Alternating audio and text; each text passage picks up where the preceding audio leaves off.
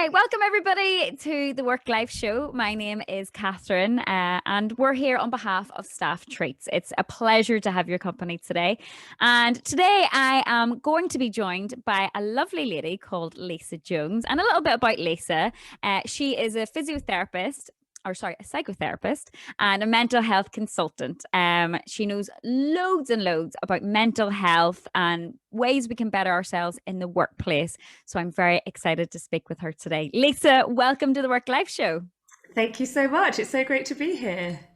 Thanks. Thank you. Thank you for coming on today. We have loads of questions for you because we want to get as much juice out of you as humanly possible. So firstly, tell us a little bit about yourself. How did you get into mental health? This is a bit where I have to be careful not to go off on a tangent for ages because I get very like, well, when I was 5. No, so basically, my first love was performing arts, and I had always wanted to be in the West End. And then, very long story short, I started to become unwell when I was 50, and I also had some injuries.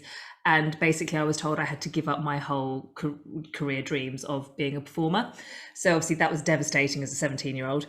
And I spent a few years trying different jobs, doing different things, trying to figure out what I wanted to do because my whole life's dream had always been to perform. And basically, I remember my mum brought home with her a prospectus for a university in South Wales, and for a degree in counselling and psychotherapy, and that is the first, or they were the first university in the UK to offer counselling and psychotherapy as a degree. Now, I had really wanted to do psychology, so I come from a family of doctors, surgeons, psychiatrists, psychologists, social workers, nurses, teachers, you name it, all in those types of caring professions.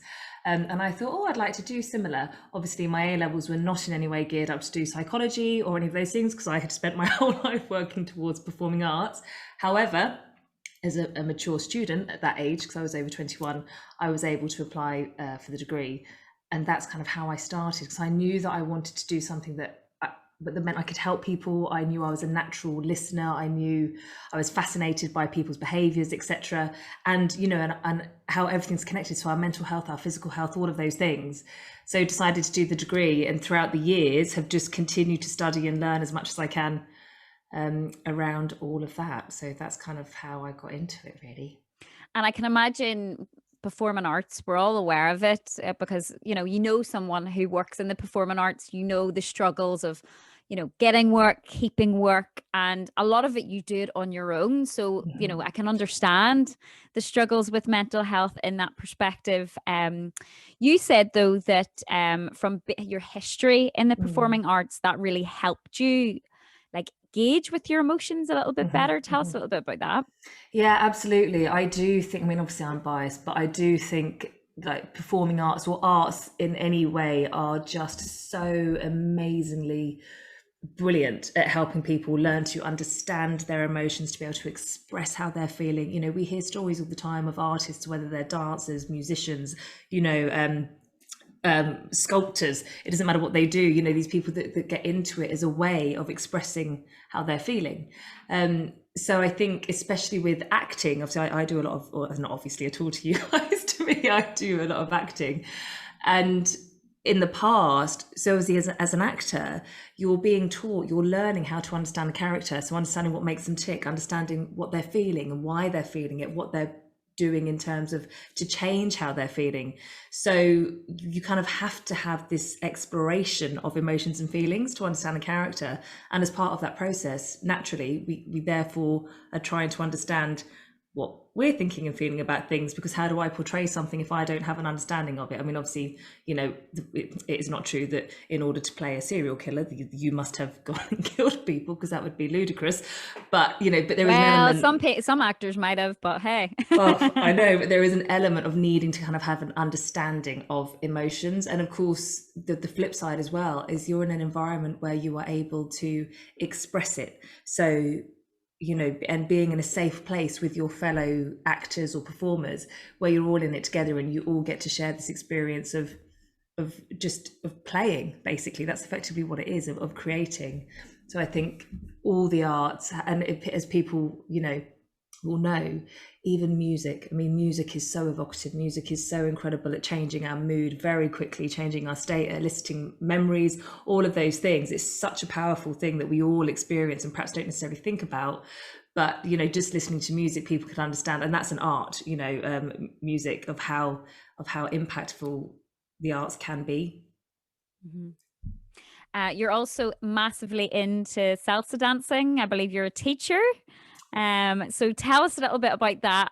And did that come after you'd gotten into the mental health sector, or was that during your time in the performing arts? That's a really good question. Both is the answer to that. I do, well, not now, currently. I haven't danced for 18 plus months now because of the pandemic. We are still not allowed. Well, actually, that's a lie. You can partner dance in a bubble. But, you know, in terms of what I would class as being out socially dancing with lots of people, we are still absolutely not allowed to do that, which is, you know, just okay, understandable, but very sad. So yes, absolutely. So I love salsa, all Latin dancing. I do still teach, haven't done that for a long time, obviously with the pandemic. And it's not my full-time job. It used to be very much a, you know, a kind of a full-time job. And that was at a time when I was still unwell. And I first started, I was at university, and I had, oh no, that's a lie. That's an absolute lie. I wasn't at university when I started. I had done a couple of lessons before I went to university, and then I moved to university and I found a local class and then just met loads of amazing people. And I kind of got into teaching, having danced for quite a while.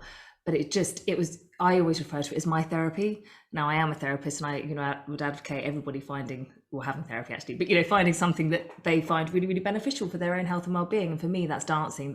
So I am that person. So even though I can't go out and dance or teach at the moment, I very much put the music on and dance around my kitchen or my lounge or wherever. Just, you know, my neighbours are like, oh, she's up again. But just because it just lifts my soul, it lifts my spirit. And, you know, and there's that thing with teaching as well, of just bringing out the best in people and, you know, getting people to have fun and enjoy it. And just, I love that. Yeah, it's the discovering, allowing people to discover what their therapy is. And I suppose for a lot of people you've taught, then they kind of have found dancing and they found the physical and the mental benefits of dancing. Yeah, absolutely. So you have mentioned on your website and a lot of portals online that for 12 years you battled with a variety of chronic health conditions, and a lot of them were stress related. Would you mind speaking to us a bit about that?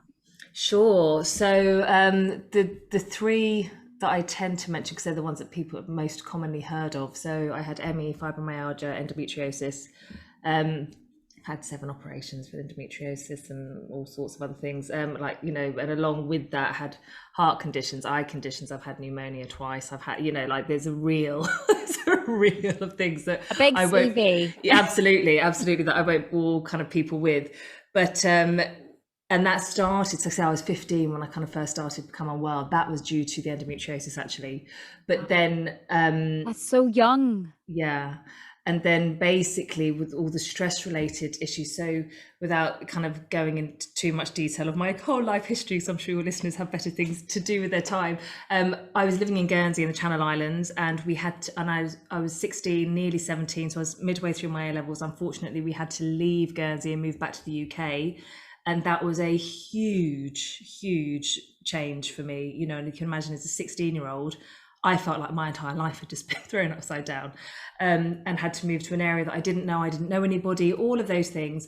And then I ended up moving from Wales to Cambridge to go to a performing arts school. And I then left home. There was just a huge amount of stress at that time. So then went to this new school, started halfway through my A-levels, so was really behind, had to play catch up, didn't fit in for the first time in my life. I started a school where I didn't fit. And I think a lot of that was to the fact that people obviously already had their friendship groups. They were very much established. I've just shown up pretty much at the end of year 12, so lower 6, you know, and everybody was already there in their groups, and I was like, oh gosh, and I've just come in and this is really difficult. So just the combination of everything was hugely stressful. I was desperately unhappy, really struggled. And that's when all the problems started. So I had something called hemiplegic migraine, which is basically, it's a migraine, but it's a rare form of migraine that presents like you're having a stroke. So Wow. Okay. and it's really, and basically what would happen is I remember being at college and the first time it happened and I being so confused because I was walking along chatting to somebody feeling absolutely fine, then all of a sudden I felt like I'd had 20 vodkas. Well, I don't think I've ever had 20 vodkas actually, but felt very, very drunk and I was slurring and I couldn't walk properly. And then the next thing I know, I've woken up because I'm on the floor completely like blacked out, and I basically had a migraine, a hemiplegic migraine, which of course at the time we had no idea that's what it was. So that's where things really then started to spiral. So I'm for sure at that years, age as well, people don't immediately think that it's your health. They think you've done yeah. something. Yes, You're a absolutely. troublesome teenager, so I'm sure that was quite hard to get your assessment correct and to get, what's actually Absolutely. happening. Yeah. Well, the irony of that is I was actually 28 before I got the official diagnosis of hemiplegic migraine. So 12 years later. I mean, which is just, That says it all. yeah. So, but exactly that battle of this it continuing to happen, and every time it happening, going into hospital because of course they have to check you're not actually having a stroke or there isn't something seriously wrong with you. So it's like, let's go to hospital, let's have all the tests, and they go, oh, everything's fine. I'm like, well, it's clearly not fine. And then understanding that that's what it was. It was a migraine, but incredibly difficult to manage, and also never knowing when they were going to happen because they could just come on in an instant. I could be absolutely fine. I remember being at Salsa teaching and literally having to walk out of the lesson and go home and because I knew I was like, I'm about to have a migraine. Just, yeah, very challenging. Was that stress related then, or would you say that was more related to you just didn't know when it was going to happen? So with the migraines, I didn't really know when they were going to happen. There didn't seem to be a pattern with it. But with everything else, that was very much kind of stress related. And I learned how to manage it to the best of my ability. But the migraines were always slightly trickier. Same with the endometriosis. I couldn't really know, I mean, certainly as we know for any health condition, stress will absolutely, exacerbate something. To trying to remain less stressed. But yeah, I'm absolutely sure that stress played a huge part in that. So even though there may not have been an obvious trigger, I'm absolutely sure that, on that much deeper unconscious level, our bodies are very much responding to stress, even if we're not aware of it. Yeah. So as we know, mental health has become a major trending topic within friendship groups, within businesses, just it's basically everywhere and people are starting to talk about it. Whereas, maybe even 10 years ago, it would have been a bit of a stigma attached to it. So I'm Yeah. grateful to hear that that's happening. And of course, we've had the pandemic in the last 16 months and it's, the impact it's had on people's lives. We're now working from home a lot. What would you say are the main causes of mental health issues in the past few years, and what do you think that businesses could be doing to help their teams help themselves? Such a good question. And truthfully, as with all of these things, it's always multifaceted, because I think what people are starting to understand more, which is really, really encouraging, is that everything is connected and people focus on certain things like mental health, for example. And don't get me wrong, it's fantastic that people are opening up the conversations and talking more about it. We really need to be doing that and trying to reduce the stigma, which is still there. It's still huge, unfortunately, a lot better than it was, but we've still got a long way to go. And people might go physical health or mental health, and they'll focus on things as separate entities, when actually people need to understand that everything is connected, absolutely everything. Our physical, mental, emotional, spiritual, financial health and well-being, all of it. All of it very much is interlinking and affecting one another. So in terms of stress, obviously people will experience stress in different ways. People will have their own perception of stress. They will have their own threshold of how much stress they can manage before they start to run into problems. And certainly over the last few years, the thing that I've seen, and obviously I can't prove this, it's just very much a personal opinion, but what I believe to be hugely contributing factors are, one, how busy people are. There seems to be an expectation that people need to be on and busy all the time. People are working far more hours than they used to. They are absolutely not prioritizing their health and their well-being, their self-care. And self-care, no, is not just having a bath and lighting some candles. It's far more involved than that. So people aren't doing that. They're not doing that. The other thing that I personally I think has a lot to answer for is social media and digital tech. And again, it has huge advantages. I'm not about to say that, oh, nobody should use it. I think it's brilliant in many, many ways. But it's also, and I see this with the clients that I work with, I see this in schools that I train in, etc. There is very much, well, people's self-esteem, their value, their self-worth is hugely impacted. There's what I call, lots of people call it now, comparisonitis. People are constantly comparing themselves to other people. They're constantly judging themselves. This fear of what other people are going to say or do or think, all of those things, which of course are going to impact on somebody's mental well-being, and how they feel about themselves. And of course, it's all connected. So the less somebody feels okay about themselves, the less they're going to look after themselves. That's going to affect their physical well-being. Then the worse they feel physically, the less inclined they are to want to do something to make themselves feel better. And it becomes a really vicious cycle. So I think for me, those two things in particular have really impacted on people's, and of course, notwithstanding the pandemic that everybody is just are living through as well, of course, that's had a massive impact. Do you think all of this impacts then on a company? I'm aware that if things are starting to affect the workforce, they're obviously going to have issues with performance, and the company is going to start to feel the effects of poor mental health.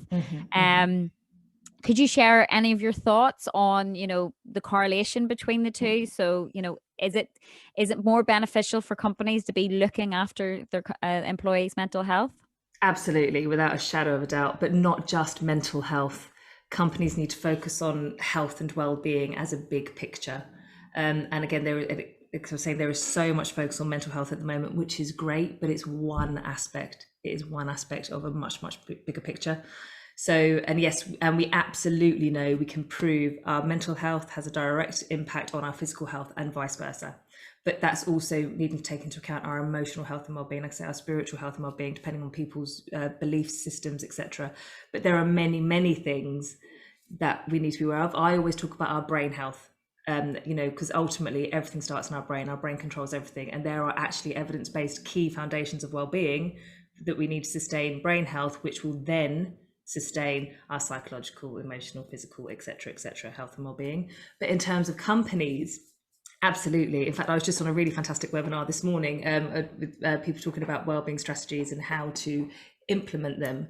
And ultimately, we are in a stage now where companies cannot just do a tick box exercise and expect everything to be great, because it just won't be. If this last year has shown anything, it's that actually the people need to be at the absolute forefront of companies, because at the end of the day, and this isn't rocket science, if somebody is not feeling well in any capacity, are they going to perform at their best? No, of course they're not. That would be like saying to somebody, oh, I know you've just had a flu, like a really bad flu, and you've been in bed for 3 days, but actually I need you to go and run like 5 miles as quick as you can. Could you do that? Because we've got a deadline, so I need you to get that done, within the next hour. I mean, it's ludicrous. I mean, nobody would ever do that. And the same with our, mental health and well-being. People are expected to perform when they're just not at capacity. And the other thing that companies need to be really, really clear on is that mental health is not mental illness.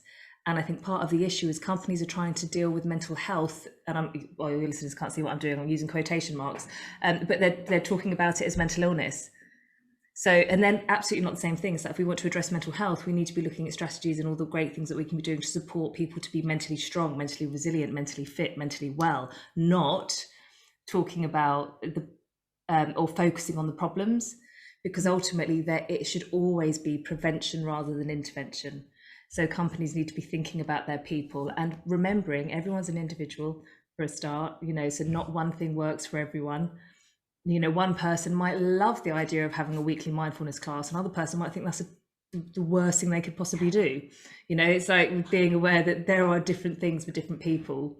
And of course, if people don't feel supported or valued, they're not going to perform at their best, And so I think companies need to be encouraged to also have it is a culture shift that needs to happen for a lot of companies, but, and it has to be led from the top. Because again, it's all very well having people on the ground that are really passionate about making changes, and if you've got the, you know, the senior leaders or the execs that don't buy into it, ultimately nothing will actually ever change long term. But just, you know, companies being open and honest as well. I think we're in a world now where people are expecting to see that. They're expecting authenticity, they're expecting support, they're expecting people to be open, and that it will be okay if somebody to go, oh, I'm really struggling with this, can we let's figure this out. I really like what you touched on there by saying that people often, some companies, perhaps people, they often forget that mental illness is not mental health, because mental illness has been around for decades, whereas mental health is now the exact opposite of that. It's something that you know, although we should be aware of both things, I feel like now mental health is us. It's part of us. It's part of our being. And I think, you know, although a lot of us have been affected by mental illness, they're two different things. So I really like that you touched on that. And they said one of the things we really like to ask on the Work Life Show is, how do you achieve a work-life balance in 2021? Oh, now there's the $1 million question. So I do practice what I preach. I feel quite strongly about that, because I kind of think, how can I sit here and either be a therapist to somebody or a coach or a trainer and go, oh, you need to think about this, this, and this, and then not do it myself. What I also do say to people is to be realistic. You know, remember, we are all human. None of us are on all the time, like I said, and actually we need to be really aware of, this is a whole other tangent, I'll try not to go off on one, about toxic positivity, which is where people are expected to be positive and that everything's wonderful all the time and just think positively and your life will be perfect. No, I'm sorry, life does not work like that. Can we please stop giving those really unhealthy messages to people?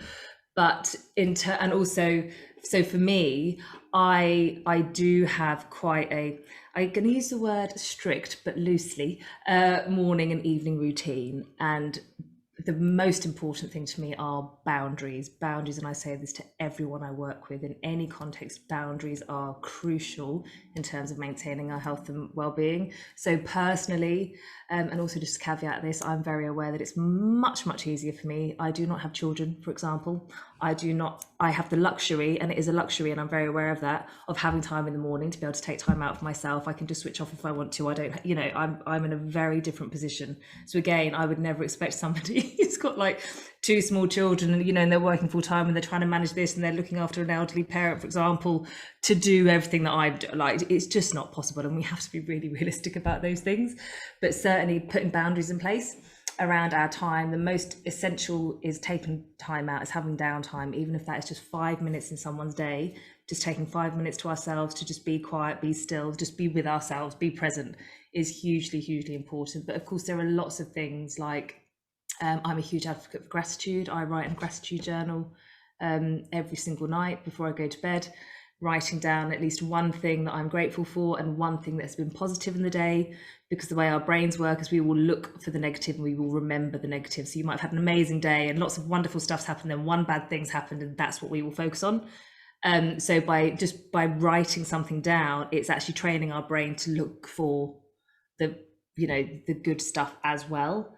So it doesn't mean we shouldn't acknowledge the other stuff, because of course we should. We don't want to be avoiding things, but you know, doing things like that are just so simple but really, really beneficial.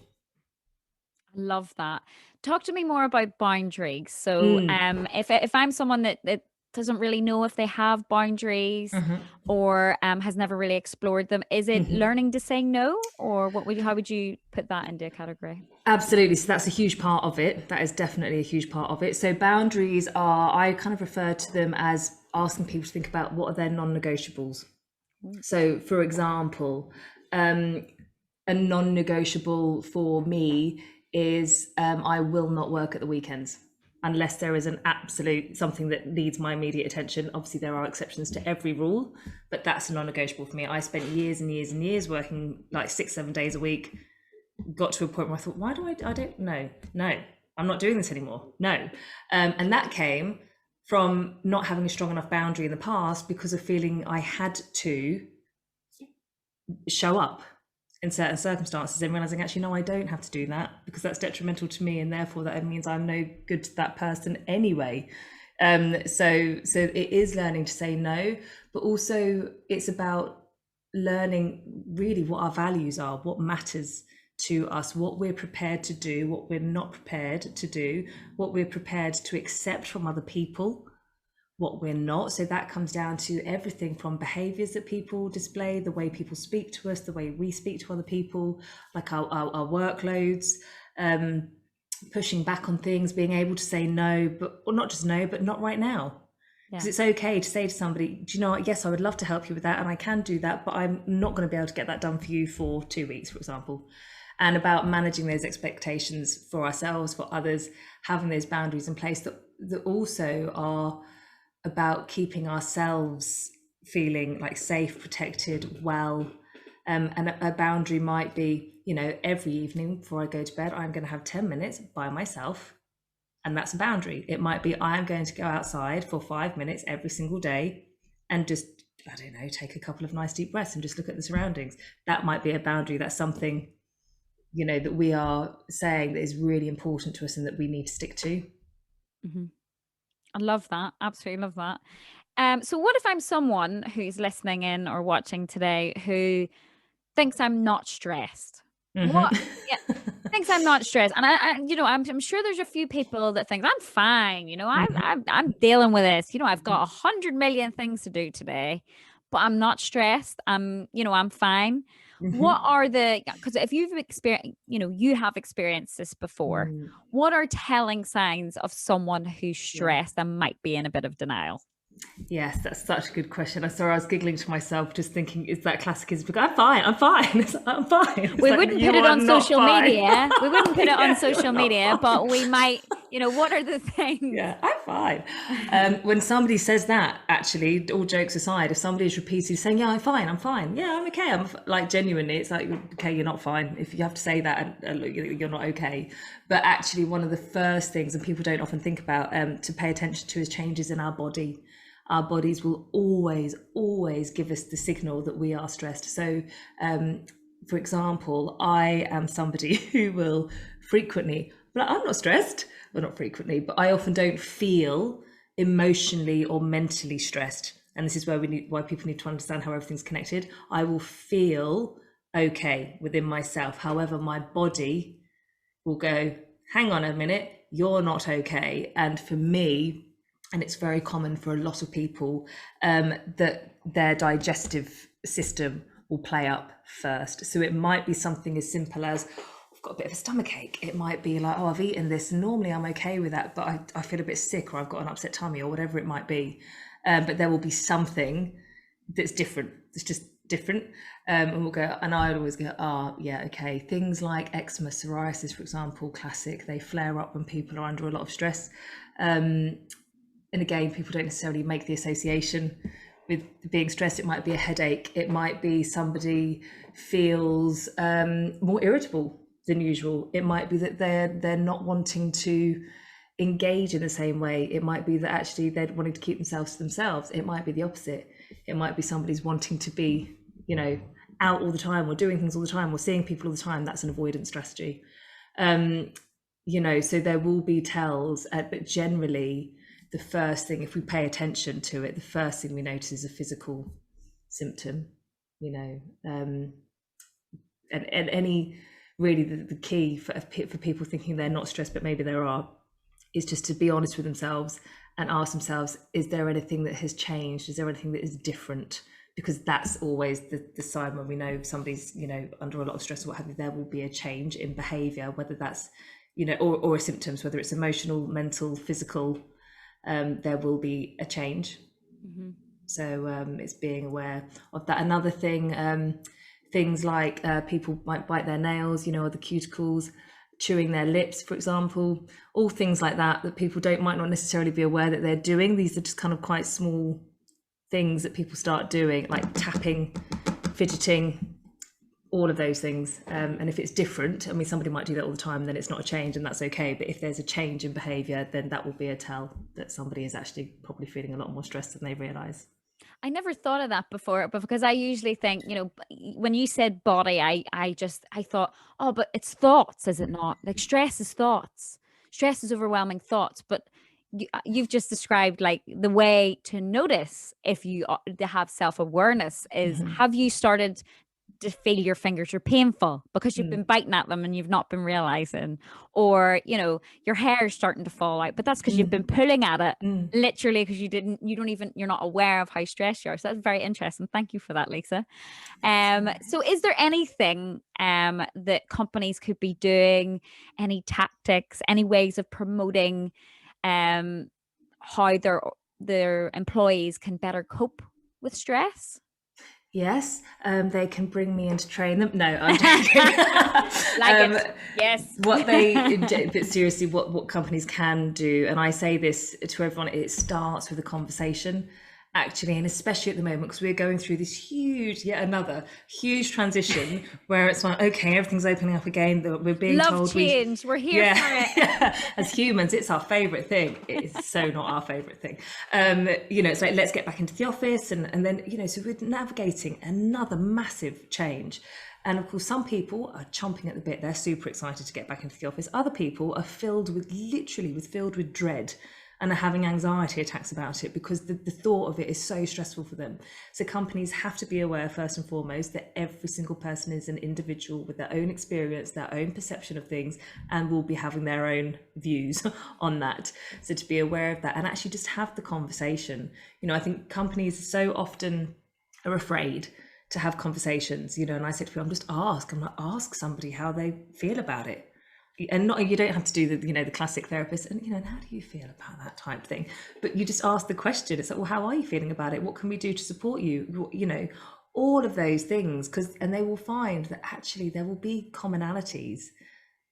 People will be feeling a certain way, and and companies needing to make sure that they have things in place and not just the requirements. Of course, there will be actual requirements of health and safety and all of those things, but having the conversations with staff, understanding what those worries are, what the company can do to alleviate those worries, but then also and a lot of companies nowadays, which is great, they have wellbeing champions, for example. They will have mental health first aiders. Companies need to be very clear on the roles of those people, of what they expect, because those people, let's remember, are not therapists, they are not psychiatrists, they are not any of those, they're not trained to deal with those types of issues, but they absolutely can support people and signpost and do all of those things. And just opening it up. So if somebody is feeling stressed at work, where do they go? Is it okay for them to speak to their line manager? Is it okay for them to, contact a certain person? What's the procedure? And I don't mean we have to make it very, strict policy and procedure type things, but just so employees are aware of what their options are. And as the company, they are clear with what is available to staff. And I think it's just that reminding people that ultimately we are all human beings, no matter what role we're in, no matter where we work, any of those things. We are all human beings. We have all lived through this experience, and that's what we need to remember. We are all people at the end of the day, just doing the best we can with the resources we have available at the time. Just to bear that in mind. We're all, as you've just said, we're all dealing with change. I think we've had the most awareness of change in the last, nearly 2 years. I hate to say 15, 16 months and every month that I add on another month.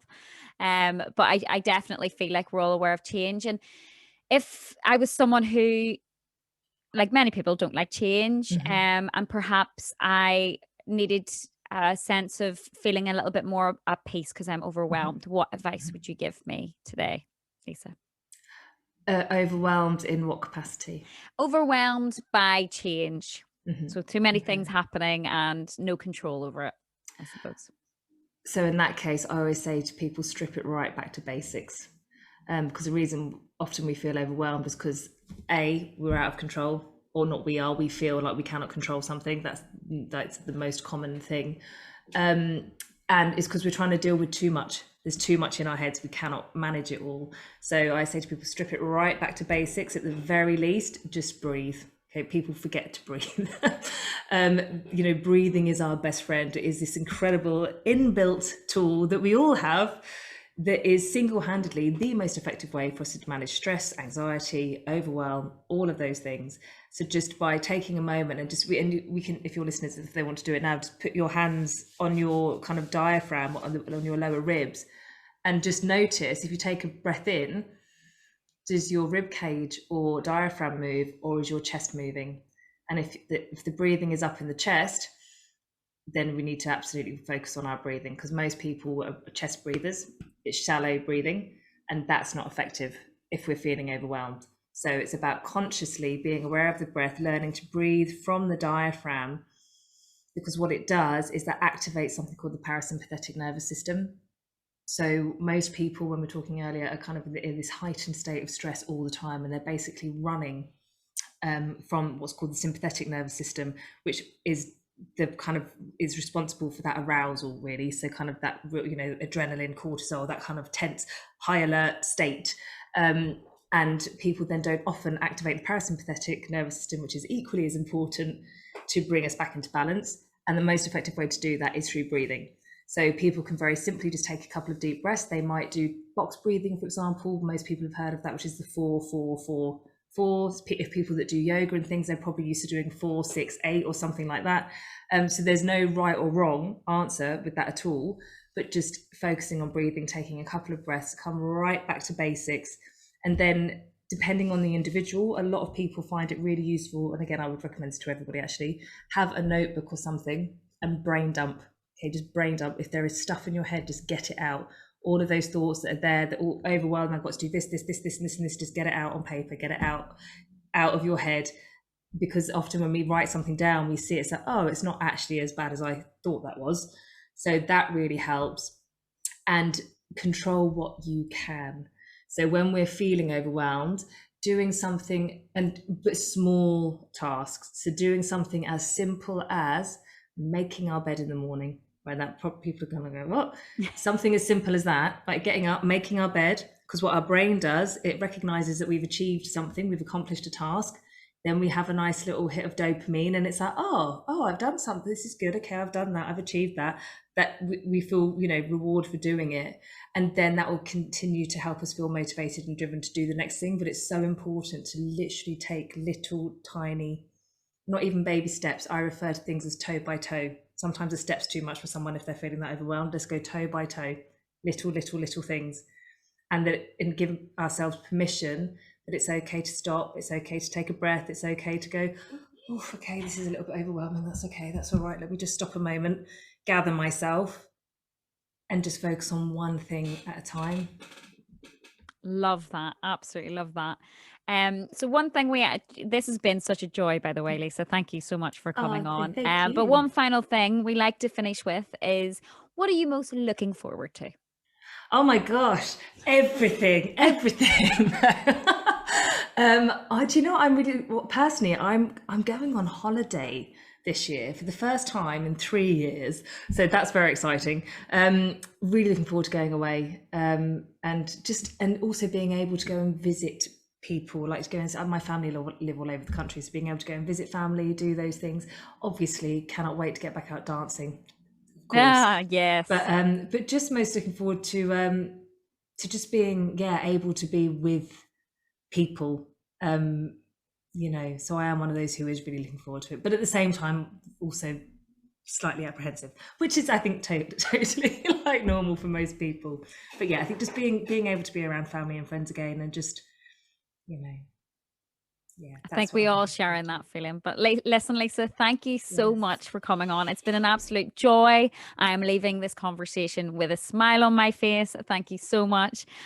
Lisa, it's a pleasure to have you. Lisa Jones, everybody. And thank you so much for watching. Don't forget to like and subscribe, and I'll see you next time. Bye.